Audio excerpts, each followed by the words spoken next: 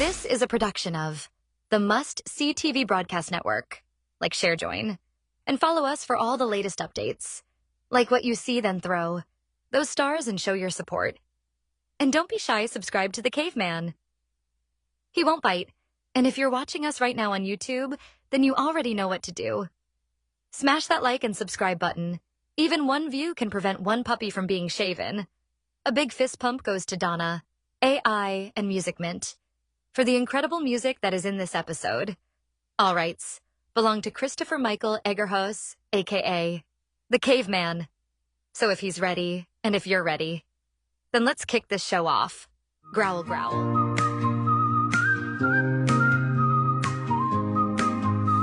Lights up on the screen, it's time to see. 5 days a week, we're where you wanna be.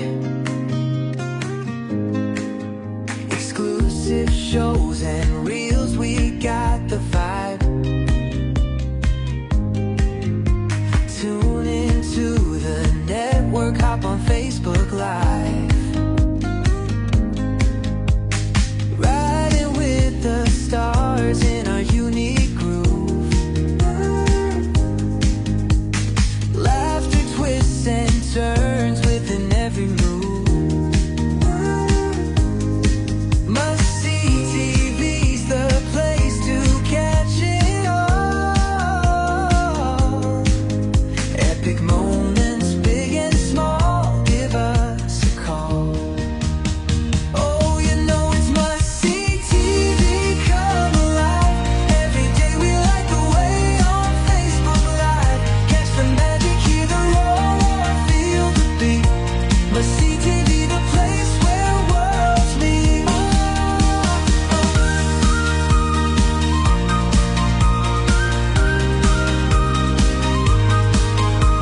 Jump right in, the fun's about to start. Bringing shows and stories straight to your heart.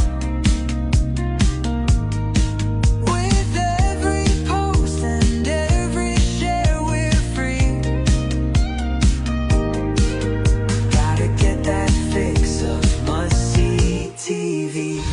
Round and round, don't let this moment fade. Together on this ride, the best we've ever made. Get the popcorn ready, it's your time to shine.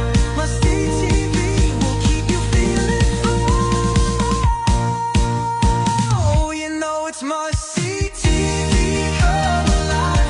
Every day we light the way on Facebook Live. Catch the magic, hear the roar, feel the beat. Must-see TV, the place where worlds meet. Oh, you know it's must-see TV, come alive. Every day we light the way on Facebook Live. Catch the magic, hear the roar, feel the beat. Must-see TV, the place where worlds meet.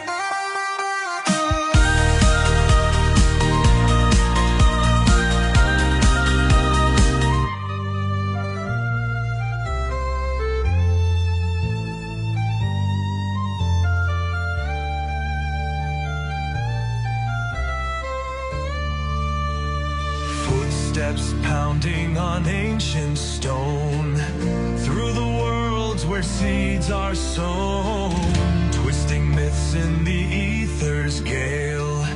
Legends whispered, their voices frail. Planes they call through the endless night, walking shadows, bleeding light. A clash of stars where gods once bled, echoes rise of the words unsaid. Hello, ladies and gentlemen, and welcome to a brand new episode of Planeswalking the Multiverse. Back for more war! And on this episode, we are continuing to talk about the Necros with my friend, the one, the only, Mike Hatcher, King Purple himself, the Magic Historian. How's it going, my friend? It's going good, buddy. How you doing? How you doing? I'm doing good. So This is part 3, right? Yeah, I think so, right? Yeah, it's I part 3. forget. Sweet.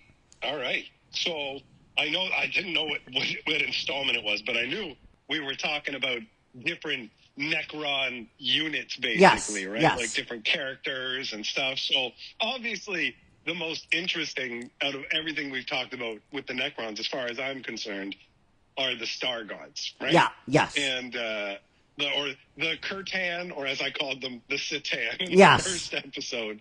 So basically, they all got wiped out except for 4.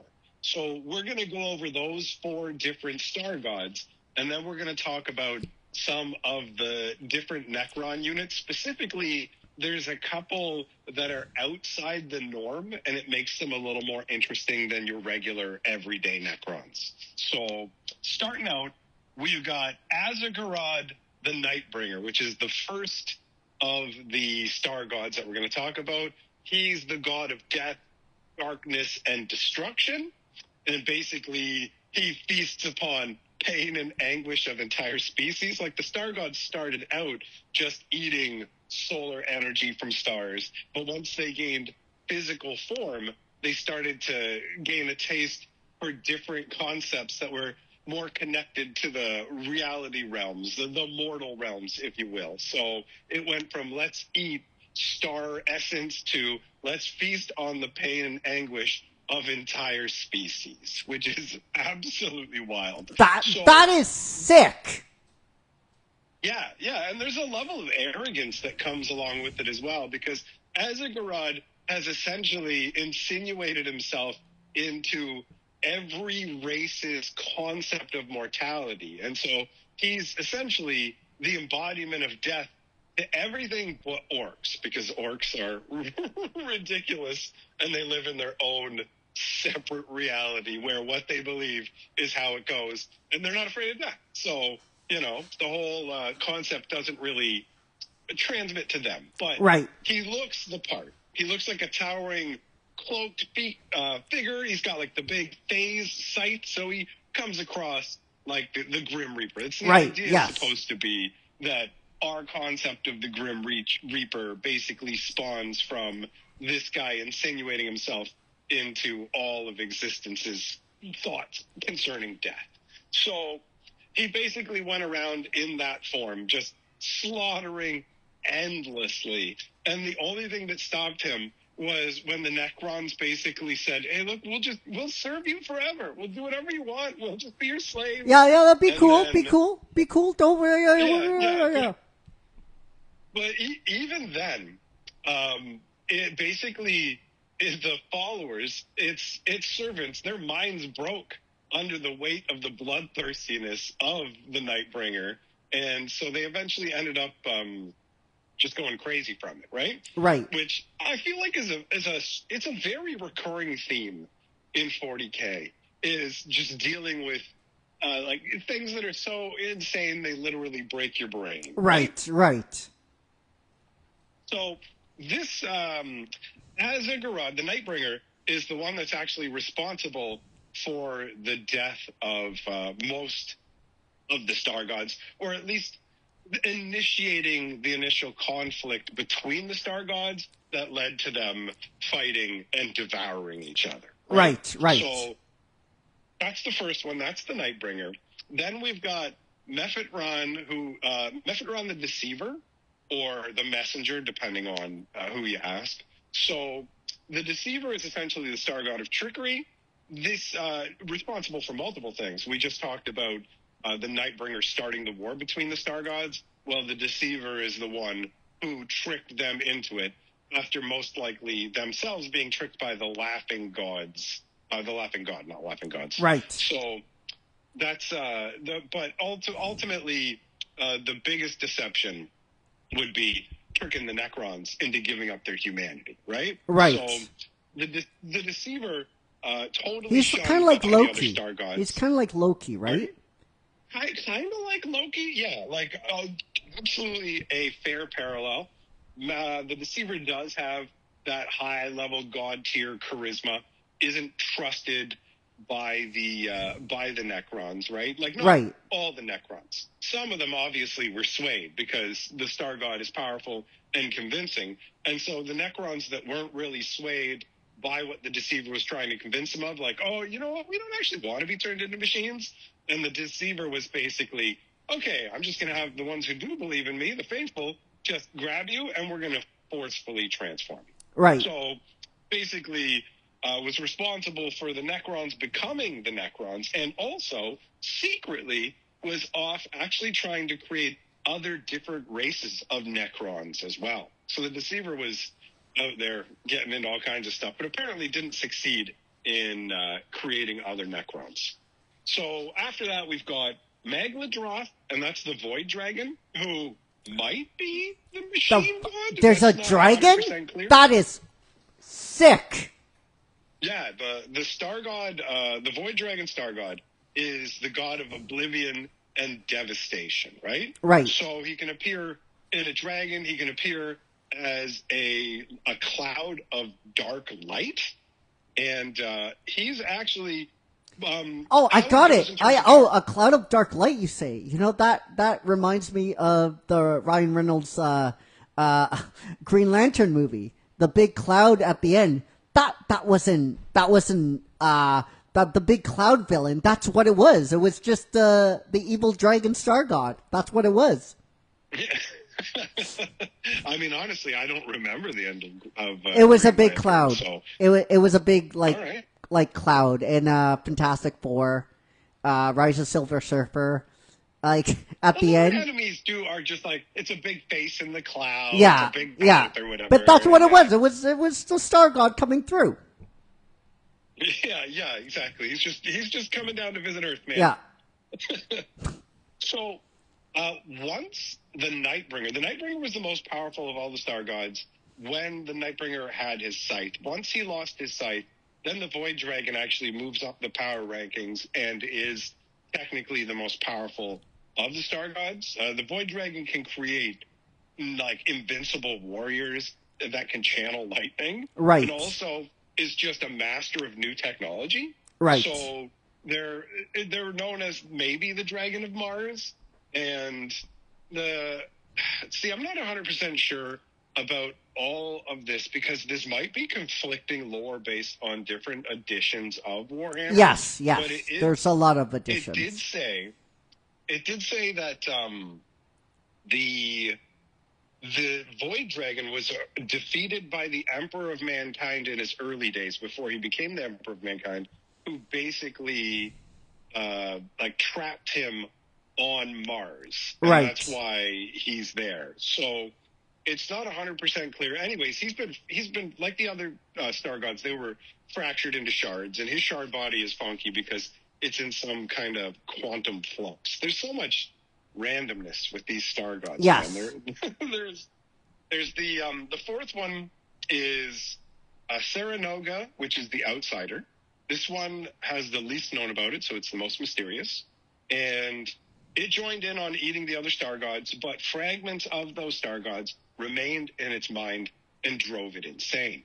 And so it fled basically into the void of outer reaches of space or whatever, where it feeds on stars' essence and just basically flies around being insane. Right. And just being near it will drive you so crazy that the proximity to it will make you just go, you know what, I'm just going to leap off this building rather than deal with this. You'll end yourself rather than dealing with the impulses that it inflicts on your mind, bro. So the idea is that's that intense. If it is. It's actually super crazy. This one might technically be more powerful than the other star gods if it came back. I'm not 100% sure about that, but what is sure that if it did return, it's going to go on a crazy rampage, and most life in the universe will end up getting wiped out. And another crazy thing about it is, it being out in the far reaches or whatever else, it might be behind the Tyranid invasions. It might be the one sending the Tyranid forces in, which is intense. Really insane to me. Yeah. Yeah, it's like really a star god is what's behind the Tyranids? The Tyranids already feel crazy and unstoppable, yeah, right? So right. you add that in, and it's just next level. Yeah. So that sums up the Star Gods. And then there are some, like, straight up just Necron, the different Necron units that I thought would be cool to talk about. So you've got the Triarch, which is a council of 3 powerful pharaons, and the head of them was known as the Silent King. Now, this is a holdover from before they actually became the Metal Men. Yes. And this was basically when, well, I don't know if you remember from the first installment, but their world was super harsh. Their lives were super short.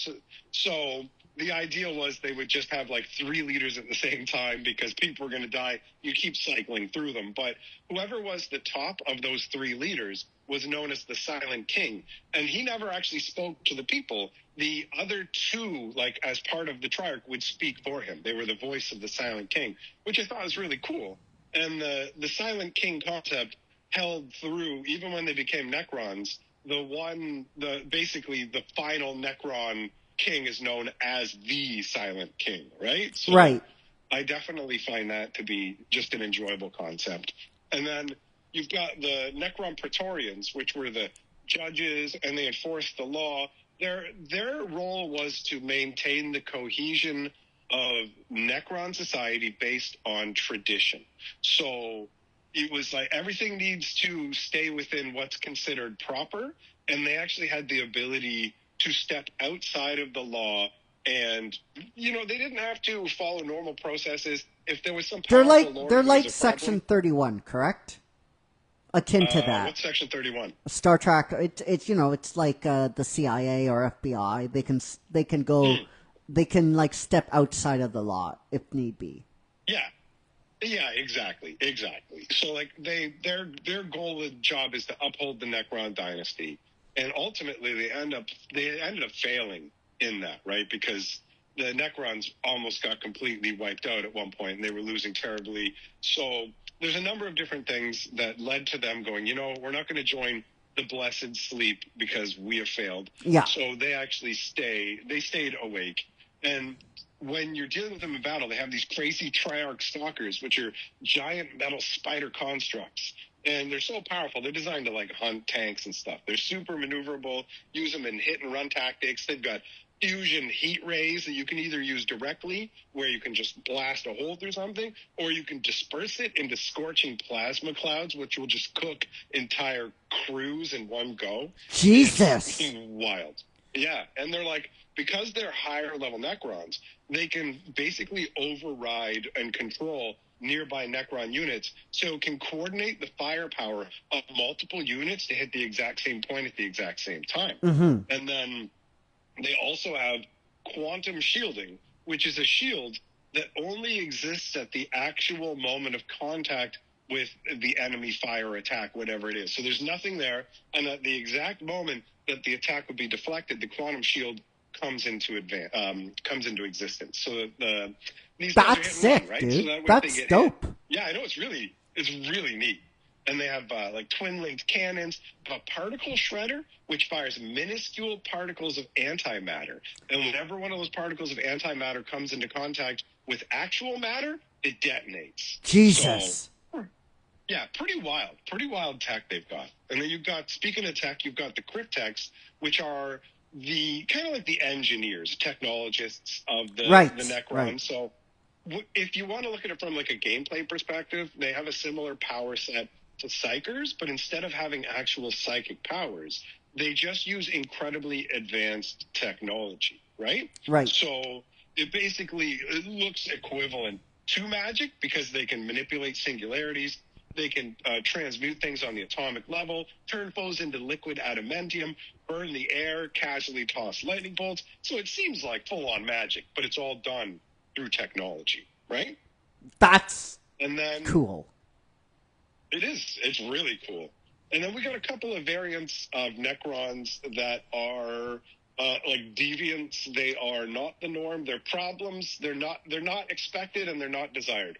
The first is the Destroyer Lord. So this is a Necron overlord or lord that went insane. Its mind broke, and it basically has only one goal now, and that goal is to destroy all life in existence everywhere. So these things, nobody survives seeing one. If you run into a Destroyer Lord, you're dead meat. They're considered abhorrent by regular Necrons because regular Necrons will, like, their bodies are sacrosanct, right? Like, yeah, they Right. got turned into metal, but this is still my body. They're not like, yo, I'm a robot. I can cut my arm off. You can't play safe. It's totally like, I'm still a person, right? But Right. basically, Destroyer Lords are like, you know what? Fuck these legs. Hack them off. Put a hoverboard kind of situation down here so I can hover up in the air. And so they do that. They hack their limbs off and put buzzsaws on there and gigantic scythes and stuff. So they have a massive advantage in the fact that, unlike other Necrons, they have no problem upgrading themselves. Right. But the problem is their end goal is pure annihilation. This isn't in service of like helping the Necrons or anything like that. It's literally destroy everything and everyone. Right. It's a pretty metal concept. That's And then the other sick, one- dude. That's like, I don't give a fuck, right? Cut my arms off. Yeah. I'm gonna put blades. I'm gonna have mouths that eat people. I'm just gonna have like tank guns and just bullshit and take you out. Yeah, absolutely. It's amazing. And then you've got the flayed ones, which are a different version of Necrons that are they're basically infected with a different kind of madness. So these Necrons want to eat flesh. Right? Jesus. They're like zombies. 100% about eat. Yeah, but the crazy thing is, bro, they can't actually eat and consume flesh. They don't have internal organs. They're just robots, right? Jesus. So what happens is they have this hunger for flesh that can never be quenched. So they charge up to the living, hack them apart, pick up chunks of meat, and jam them up to their face in an approximation of eating. And then they take the wet skin and meaty chunks of these people and slap them all over their own body. Oh, right? dude, the fuck? That is I know, fucking they're gross. disgusting. It's gross, bro. They cut people apart with their necrodermis blades and wear their wet flesh on their mechanical frames. Oh, it's so sick. wild. And That's sick. and they're like Necron society does not like the flayed ones. They do not want them like in battle because, first of all, you can't control them. They don't obey orders. They're not part of the normal Necron orthodoxy. But on top of that, the Necrons are worried about getting infected by them. Because Right. it's like, yo, I don't want this disease too. But the flayed ones, they exist in a pocket dimension. And they can sense when their Necron brethrens are engaged in battle. And then they basically open up a portal and appear at Necron battles without being asked for, and they show up and just start tearing everybody apart and wearing them like hats. That's sick. Yeah. I know. I thought that would be like the coolest thing to end off our exploration of the Necrons on. Yeah, that's fucking terrifying. So we want to know what you guys thought down below in the comments section. And before we go, I thought it'd be cool just to circle back and talk about a brand new TCG that might not be that you might be hearing a buzz about. It's Wonders of the First. So tell me, my friend, where are we at? Can we get product? Is it available yet in stores? Can we play this? Can I go out to a store and get a box now? That's a great question. And actually, we've seen a lot of progress since the original Kickstarter. And so now you can find, they just did a run of, because they already did the original collector booster boxes. So they put out a run of play boosters, and those have hit places like Target. So they're available on the shelves of Target. You can pick them up online from places like Star City Games, and there are some select game stores that are already carrying this stuff, but it is still somewhat it's available, but it's not widespread yet. You know what I mean? Yeah. So what's the problem? What's the problem? Fuck if I know. I don't work inside the company, and there's all kinds of different things. I wouldn't speculate on anything. I don't think it's a problem. I think this is just how it starts. I mean, Yeah. do you know exactly how fast and how far a new game is supposed to go? No. Because I don't. Yeah. So when I look at it, I go, they did their collector run, and that was for the Kickstarter people. And then they've done the play booster stuff that just recently came out in the last couple weeks. And in the next couple months, they're going to be putting out the second set. I'm actually going to be in a meeting tomorrow with the Wonders people to talk about the second set and what's going down and all that kind of stuff. So everything as far as I can see is going pretty well, but I think there are just the normal kind of hiccups that you run into when a company gets into this, because I don't think anybody realizes the challenges involved in producing specifically a card game. Yes, and it is quite hard. Trying to get printer space and coordinate timing and everything, you can have optimistic dates for things and then miss those dates or whatever. Not that I'm saying that's what's going on with them. This is obviously just what I'm saying when it comes to like any new game, right? So right. Everything that I'm looking at so far says things are looking good. And when the next event happens later on this year, I plan on going out to it. Have they offered you anything officially to be like a brand ambassador to help sell this game? Specifically like a brand ambassador? Yeah. No. But they have invited me, like, we've got a fun kind of thing going on where we're not, nothing crazy rigid, where it's like, okay, we want you to do this and that sort of thing. It's like, here, we're going to give you some cards to mess around with. Well, that's stupid. I mean, they should. Okay. All right. Okay. Go off on your fucking oh yeah. Calm the fuck down, dude. I'm just excited for you that you're like, okay. Let me get to the end of the fucking sentence. All right. Okay. Yeah. So at the upcoming event that's happening later this year, the way it's supposed to go is there is supposed to be a special dinner the night before the event starts for me and Brian Tinsman, the game designer. So it's supposed to be like the Magic Historian times Brian Tinsman come out to a special dinner. So it's definitely not a situation where I'm just being treated like whatever, bro. It is exactly the way that I want it to be, basically. So they're treating me great. All right. If I was them, I would be like, we need to like have him be a brand ambassador. Like, that's me. Like, if this game is gonna stick around for the long haul, it's gonna take people like you to do it, because you have the reach. They want me to be involved. Yeah. They want me to be involved and enjoy the game the way I want to enjoy it. And like, the thing is, when you become a brand ambassador, specifically, you can only praise the product.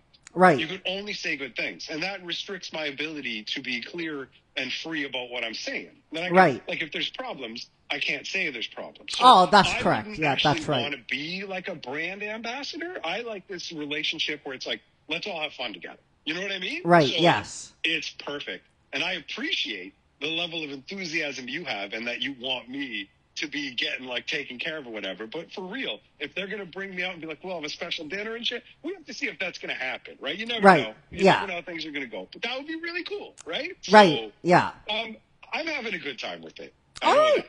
That's what hey man, I'm just excited that you're excited about this game. Oh yeah. And I'm just if you want to try it, you can try it on like Tabletop Simulator and stuff like that in the meantime. Like, you can even go on their Discord and play it if you want. You know what I mean? Right. So they've got there's different options, but yeah, it's probably going to take a little bit longer before it's more widespread and easy accessible. Right. All right. Thanks for that update.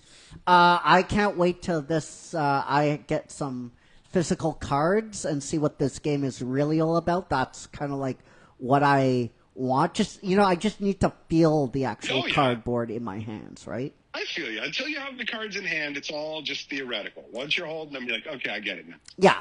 All right. So, guys, we want to know what you thought down below in the comment section. And if you have any questions to tell me, that I could tell him so he could say I'm a dumbass or a fucking idiot, then be down below in the comment section. Because that's what I'm here. I'm his lovable... Wait, Bonnie and Clyde. I'm Clyde, he's what Bonnie. What the fuck does that even mean? I don't know. I have no idea. All right, guys. So Are until you we Bonnie? Bonnie and Clyde. You know, I'm I said, Clyde. are You're you Bonnie.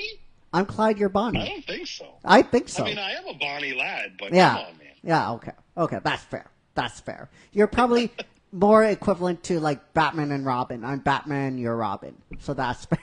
So, I ladies, can see, motherfucker. that's true. That's 100% true. But you know what? You know He what? can't see his parents. So you know what? But when you touch a girl on her boob or ass, you're a pig. But when I do it, it's like, oh, he's adorable and he can't see it. I'm like, you can't do that. I can. It's probably a man. You don't even know. It's just a fat guy's titty. That's probably true. And I'm like, holy He's shit. all laughing. He's like, you got a deep voice, lady. I like it. All right, guys. We will see you next week until we see each other again. Take care, be safe, be well, and we love you all. 50,000 plus, and may the force be with you. My friend Roland, take me home. Through the blazing